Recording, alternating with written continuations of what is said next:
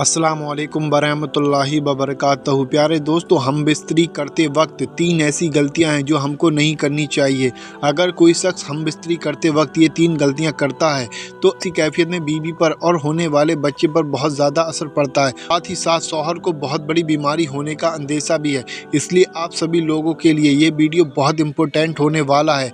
ऐसी हम बिस्तरी से क्या फ़ायदा जो शरीयत के दायरे में ना हो और जो हमारा फ्यूचर ख़राब कर दे। इसलिए हम बिस्तरी करते वक्त ये गलतियां बिल्कुल ना करें। हम बिस्तरी करते वक्त हमारे दिमाग में कुछ ऐसी कन्फ्यूज़न होती है कि जिनका हमें क्लियर मालूम नहीं होता है कि हमें ये करना चाहिए या नहीं करना चाहिए, इससे हमें नुकसान होगा या नहीं। लेकिन शर्म और हया की वजह से इस सवाल को ना ही हम डॉक्टर के सामने रख पाते हैं और ना ही किसी अच्छे आलिम से हम इस बारे में डिस्कस कर पाते हैं, क्योंकि ये मसला ही थोड़ा हया का है। हम बिस्तरी को लेकर जो शरीयत के मुताबिक सारी बातें हैं वो इस वीडियो में बयान करते हैं। इंशाअल्लाह आपको कुछ नया सीखने को मिलेगा। जो सबसे पहली गलती आती है, यानी कि जो सबसे पहला सवाल है, ज़्यादा लोग इसके बारे में सोचते हैं हम बिस्तरी करने के फ़ौरन बाद इंसान को पानी पीना चाहिए या नहीं। जब कोई हम बिस्तरी करता है तो उसको प्यास ज़रूर लगती है, लेकिन हमें ये पता ही नहीं कि हमें कितनी देर के बाद पानी पीना चाहिए या उसी वक्त पानी पीना चाहिए। इस बारे में भी डिटेल में जान लेते हैं।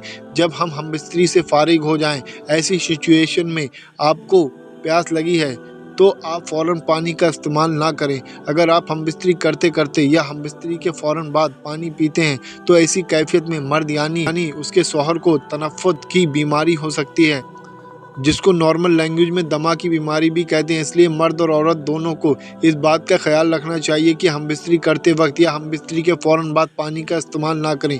कम से कम 5 या 10 मिनट बाद पानी का इस्तेमाल करें। इसलिए डॉक्टर भी कहते हैं जब आप पेट भर के खाना खा लें उसके फ़ौरन बाद हम बिस्तरी ना करें, यानी कि जब आप खाना खाकर अपना पेट फुल कर लें उसके फ़ौरन बाद हम बिस्तरी ना करें। वो इसलिए जब कोई इंसान पेट भर के खाना खाता है उसके फ़ौरन बाद हम बिस्तरी करता है, जो जाहिर सी बात है उसकी प्यास की शिद्दत और बढ़ेगी, और प्यास की शिद्दत बढ़ेगी तो उसको दमे की बीमारी होने का खतरा भी है।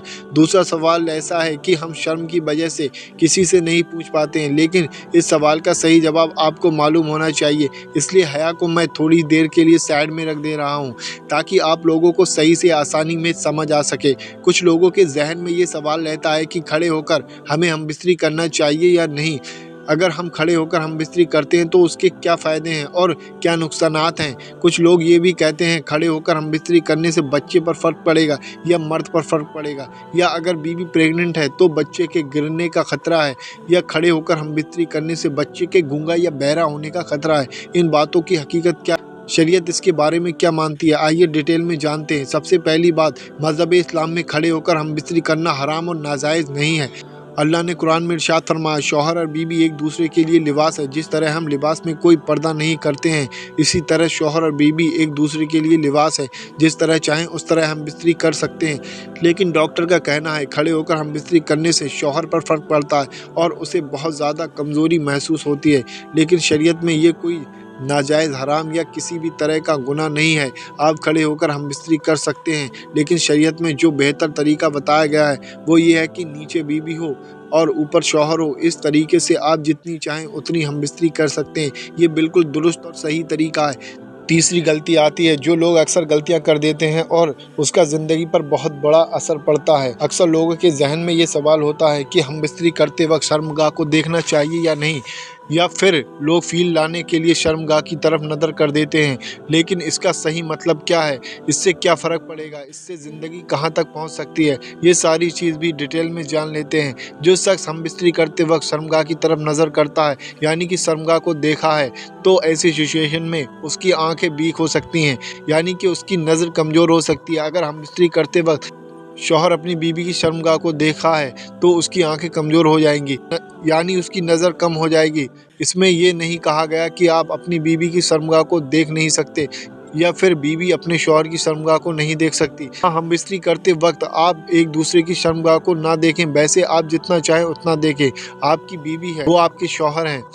आप जैसे चाहें वैसे हम बिस्तरी करें, इससे कोई प्रॉब्लम नहीं है। बाकी कुछ सवाल रह गए हैं, वीडियो लंबा हो रहा है, बाकी हम इस पर एक सेपरेट वीडियो इंशाअल्लाह ज़रूर बना देंगे, जिससे आपको बहुत सारी नॉलेज मिलेगी। बहरहाल जो चीज़ इस वीडियो के अंदर बताई गई है उसको फॉलो ज़रूर करें और इन गलतियों से परहेज़ करें। अल्लाह हमें और आपको इन तमाम बातों पर कहने, पढ़ने, सुनने से ज़्यादा अमल करने की तौफीक अता फरमाए। आमीन अल्लाहुम्मा आमीन। आप लोग कमेंट बॉक्स में आमीन ज़रूर लिखें। क्या मालूम किसकी ज़ुबान से निकला हुआ आमीन कब कबूल हो जाए।